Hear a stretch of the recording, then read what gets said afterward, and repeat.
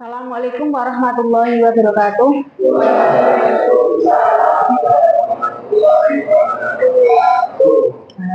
Sebelum pembelajaran dimulai, terlebih dahulu silahkan berdoa lebih dahulu. Berdoa mulai. Apa kabar kalian hari ini? Sehat semua ya? Oke, saya absen dulu ya. Aira, hadir. Ahmad Zaki, Alfida, hadir. Andi, oke, kita mulai pembelajaran pada pagi hari ini ya. Pada pagi hari ini saya akan menjelaskan tentang perangkat kecerdasan artifisial. Salah satu perubahan penting dalam Permendiknas nomor 13 tahun 2025 adalah penambahan mata pelajaran pilihan baru berupa coding dan kecerdasan artifisial. Tujuannya adalah untuk memberikan bekal kemampuan abad 21 kepada peserta didik, khususnya dalam menghadapi tantangan era digital dan perkembangan teknologi yang sangat pesat. Ini kalian termasuk generasi emas ya, generasi emas di tahun 2045. Jadi harus siap untuk mengetahui perkembangan teknologi. Dengan mengintegrasikan pembelajaran coding dan kecerdasan artifisial dalam sistem pendidikan nasional, diharapkan generasi mendatang. Kalian termasuk generasi mendatang apa generasi saat ini? Generasi saat ini dan mendatang ya, dapat menciptakan solusi inovatif. Apa itu inovatif? Inovasi itu apa? Penemuan ya, penemuan. Untuk tantangan nasional, mendorong kesejahteraan sosial ekonomi, serta memperkuat posisi Indonesia sebagai negara yang inovatif di kancah global. Mata pelajaran KKA, coding dan kecerdasan artifisial kita singkat KKA, berkontribusi mewujudkan dimensi profil lulusan agar peserta didik memiliki kewargaan yang baik, nalar kritis, kreativitas, berkolaborasi, kemampuan bekerja mandiri, dan berkomunikasi. Dengan mengenal KA, apa itu KA tadi? Kecerdasan artifisial ya, maka kita dapat mengetahui manfaat penggunaan KA itu, yaitu untuk satu, peningkatan efisiensi dan produktivitas. KA dapat mengotomatiskan tugas-tugas rutin yang memakan waktu seperti pengolahan data dan pembuatan laporan. Jadi kita kalau mengolah data dulu kan pakai manual, ditulis. Ini sekarang sudah ada peningkatan efisiensi dan produktivitas dengan adanya KA. Kompetensi dasar yang diharapkan dari pembelajaran KA itu apa? Satu, memahami perangkat kecerdasan artifisial. Jadi nanti kalian diharapkan dapat memahami kecerdasan artifisial. Dua, memahami kecerdasan artifisial dalam 3 subkategori berdasarkan kapabilitasnya. Yang ketiga, memahami penggunaan kecerdasan artifisial yang kreatif dan beretika. Jadi penggunaan KA itu harus melihat etika, tidak asal-asalan ya, dan kreatif. Tujuan pembelajaran peserta didik diharapkan peserta didik diharapkan mampu menjelaskan pengertian kecerdasan artifisial atau KA. Yang kedua, mengelompokkan 3 subkategori berdasarkan kapabilitasnya. Yang ketiga, mempraktekkan KA dalam 3 subkategori berdasarkan kapabilitasnya. Jadi tadi kalian mempraktekkan. Saya jelaskan artificial intelligence atau AI ya. Kita lebih akrab dengan AI ya, yang digembor-gemborkan saat ini ya, AI. Bahasa Inggris kalau membaca dalam bahasa Inggris apa? AI. Nah, kita orang Indonesia kita lebih akrab dengan AI ya. Adalah kecerdasan buatan atau yang lebih familiar dengan kecerdasan artifisial ya. Jadi AI itu lebih familiar dengan kecerdasan artifisial. Jadi nanti kita ke depan menggunakan istilah AI itu diganti dengan KA ya, kecerdasan artifisial. KA sendiri itu apa? Ilmu dan rekayasa dalam menciptakan mesin cerdas. Mesin cerdas ya, mesinnya cerdas. Terutama program komputer yang cerdas. Jadi KA adalah salah satu bidang ilmu komputer yang mempelajari cara membuat sistem komputer yang dapat berpikir, belajar, memecahkan masalah, dan mengerjakan suatu hal layaknya manusia. Ini pengertian kecerdasan artifisial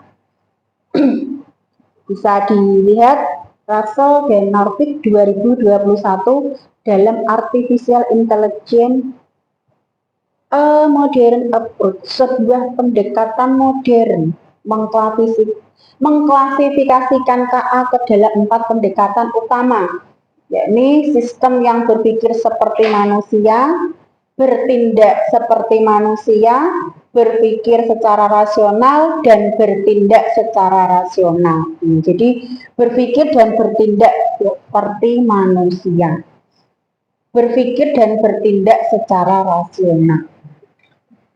Definisi dari Kamus Besar Bahasa Indonesia KBBI. Daring juga mendukung pandangan tersebut, menyebut KA sebagai program komputer yang meniru kecerdasan manusia, seperti mengambil keputusan, menyediakan dasar penalaran, dan karakteristik manusia lainnya.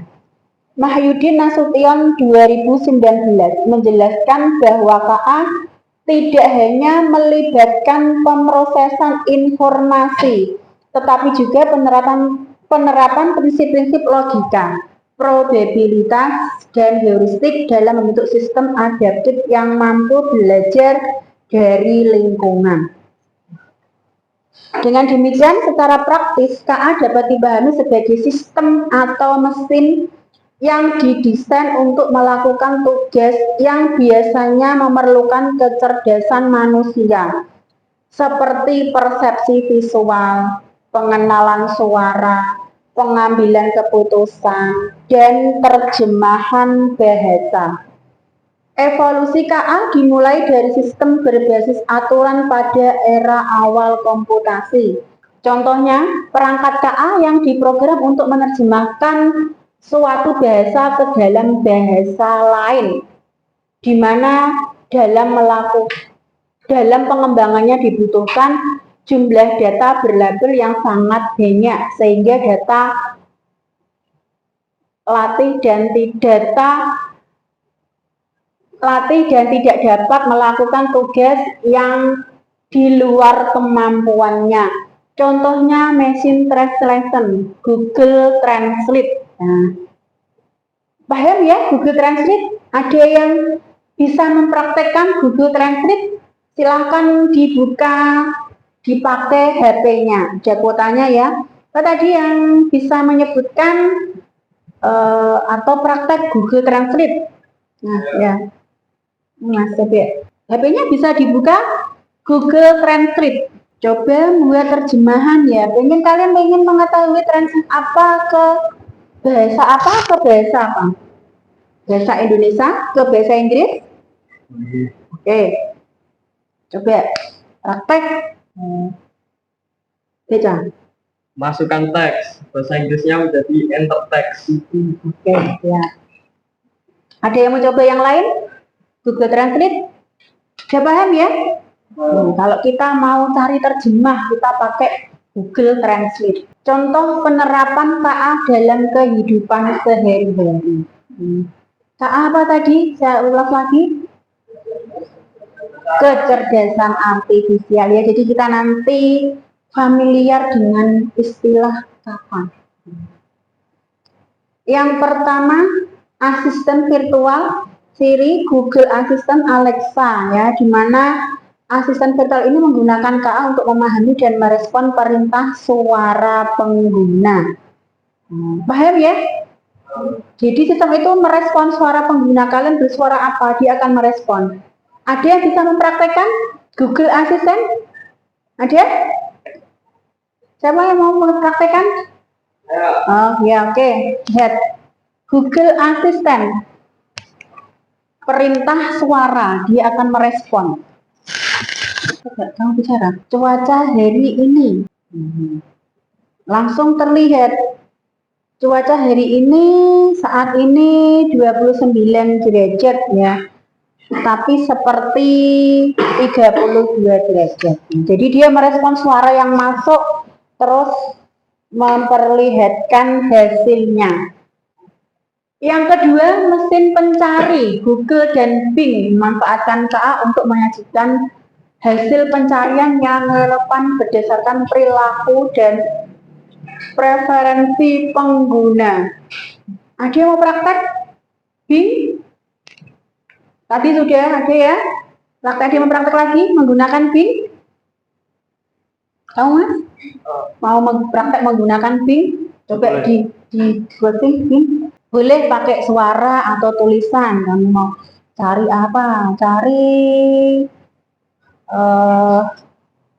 apa ya? Pengertian kecerdasan artifisial. Oke, pakai suara. Itu dibaca. Kecerdasan artifisial adalah teknologi yang memungkinkan komputer untuk belajar dari data, mengenali pola, dan membuat keputusan secara mandiri. Oke. Paham ya penggunaan Bing, Google? Berikut ini adalah manfaat utama menggunakan KA. Satu, automatisasi tugas rutin. KA dapat digunakan untuk otomatisasi tugas-tugas rutin dan berulang, menghemat waktu dan sumber daya manusia. Contohnya menerjemahkan ya tadi Google Translate.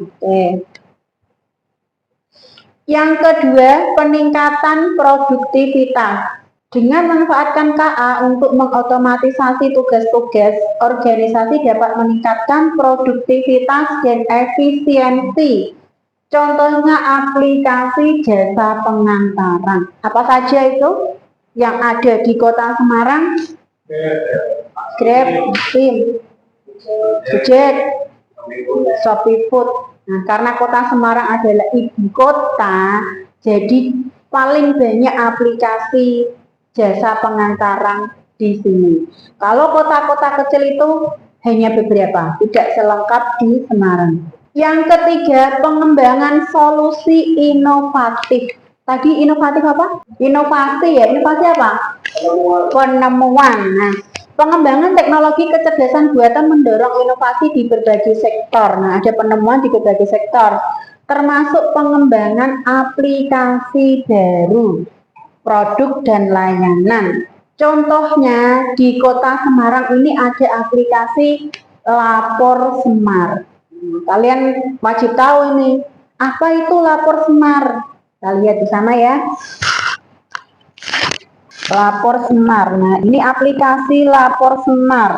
Ini merupakan aplikasi dari Pemkot, Pemerintah Kota Semarang, disingkat Pemkot. Jadi, kalau kalian menemukan sesuatu, kejadian, kejanggalan, atau kecurangan di Kota Semarang, bisa melaporkan di Lapor Semar. Ini saya contohkan beberapa hari yang lalu, karena sejak saya di sini saya sering melaporkan sesuatu yang berada di sekitar kita. Nah, ini saya sudah punya akun yang baru saja saya laporkan itu genangan air yang ada di depan sekolah kita. Ini bisa dilihat ya. Ini dari pintu masuk SMK ke arah mana ini? Ke arah barat ya, itu minggu kemarin banyak genangan air toh. Jadi kalau pagi saya berangkat itu ada genangan air. Saya pulang sore jam 4 masih ada genangan air.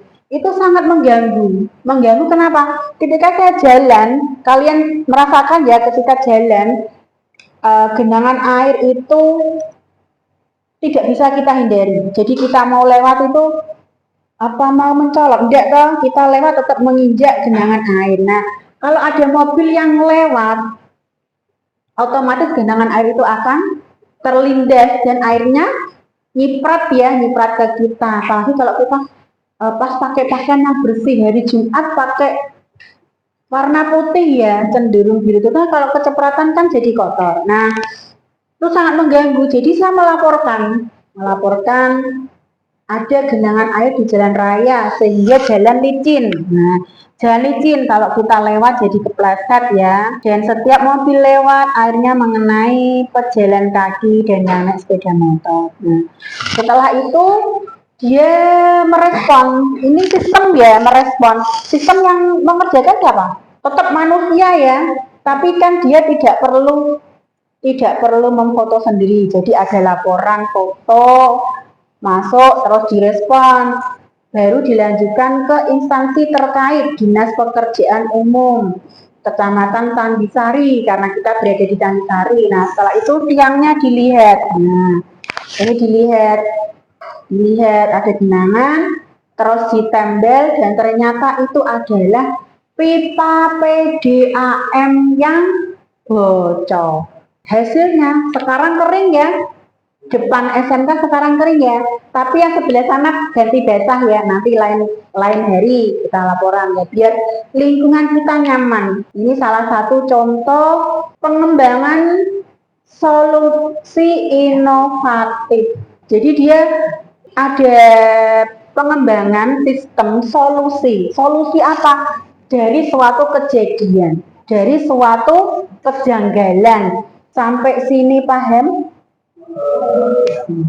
Ada yang mau ditanyakan? Tidak ada? Oke, saya yang ganti bertanya. Ada berapa pengelompokan KA berdasarkan subkategori?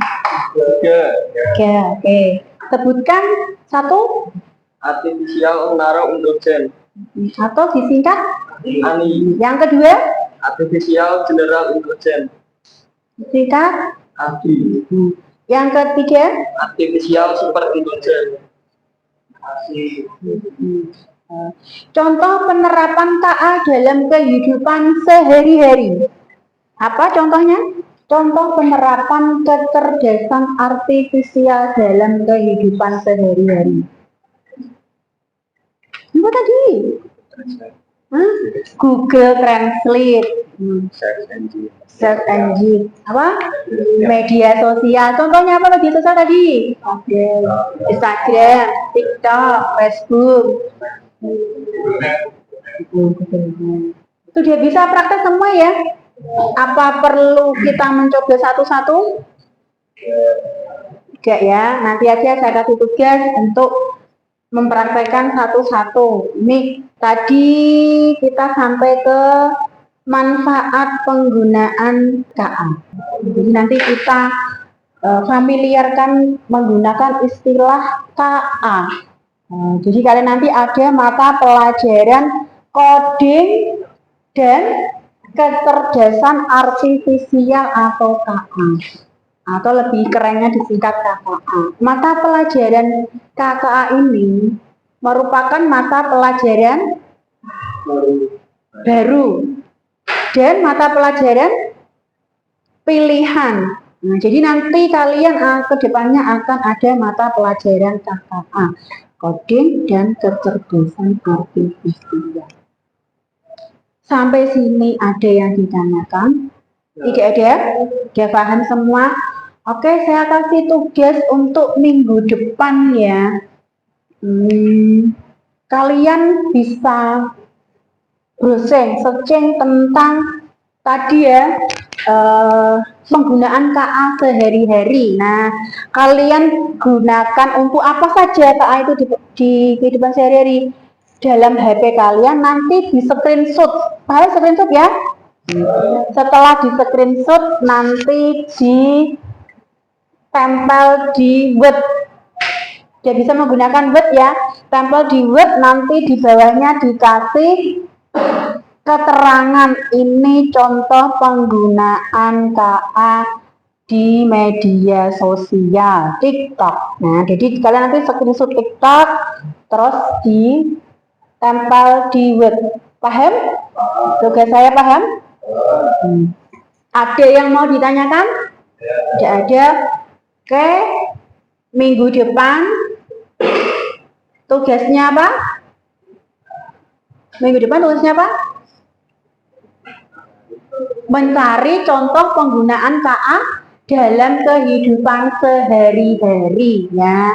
Jadi itu nanti setelah kalian tiga saja ya yang kalian gunakan ya, yang biasa kalian gunakan nanti ditempel di Word. Setelah itu bisa dikirim di grup kelas. Paham ya? Masing-masing 3 contoh penggunaan KA.